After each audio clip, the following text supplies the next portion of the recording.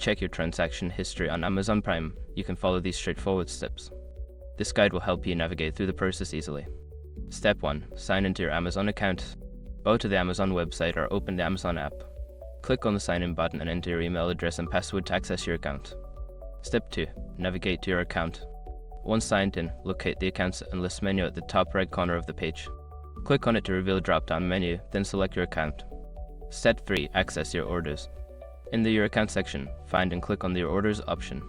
This will take you to a page displaying all your recent orders and transactions. Step 4. Filter your orders.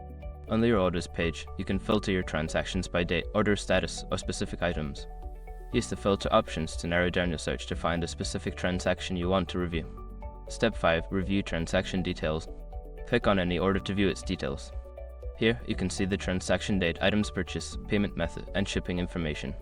You can also find options to return items or contact customer service if needed. By following these steps, you can easily check your transaction history on Amazon Prime. If you have any further questions, feel free to explore the help section on Amazon for more assistance.